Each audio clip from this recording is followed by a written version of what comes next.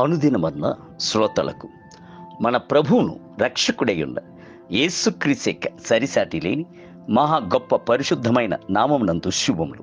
నేడు 2024 సంవత్సరము మే మాసము 2వ తారీఖు గురువారం నాటి ధ్యానాంశము. ఆదియందు దేవుడు.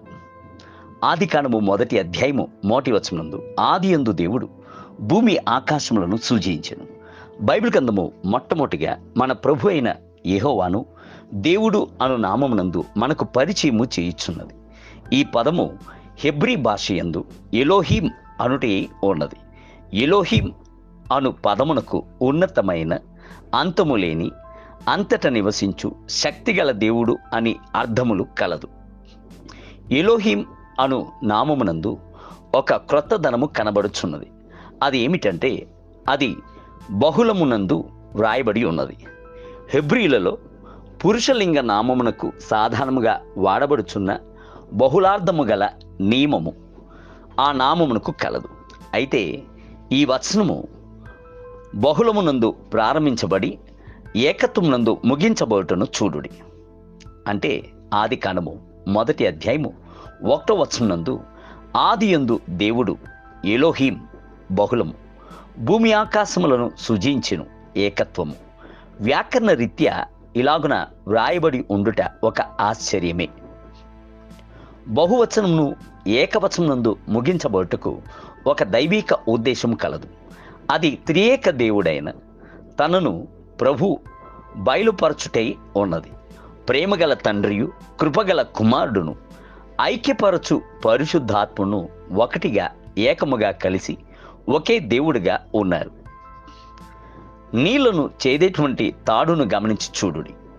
3 పేటల తాడు ఒకటిగా పెనివేయబడి ఒకే తాడుగా కనబడుచున్నది. అది ఎలోహీం అను నామమై ఉన్నది. అద్వితీయ సత్యదేవుడు.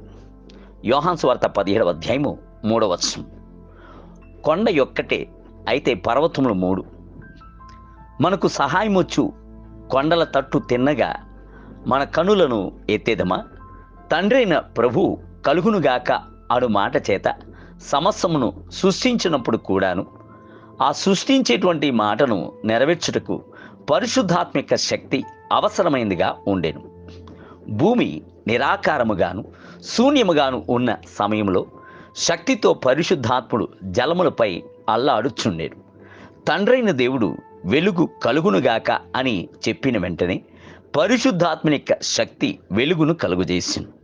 ప్రభు పలికెను, పరిశుద్ధాత్ముడు అల్లాడింపబడి ముందుకు వెళ్ళి సృష్టించెను. ఇదే సృష్టి యందు జరిగిన రహస్యము. తండ్రి, కుమార, పరిశుద్ధాత్మ అను ముగ్గురును సృష్టి యందు ఉండెను. ఆ ముగ్గురును ఏకమై ఒకటిగా ఉండేది. అపోస్తులైన యోహాను రాసెను, ఆది యందు వాక్యం ఉండెను. వాక్యము అనున్నది యేసుని సూచించుచున్నది. ఆ వాక్యము దేవుని యొద్ద ఉండెను.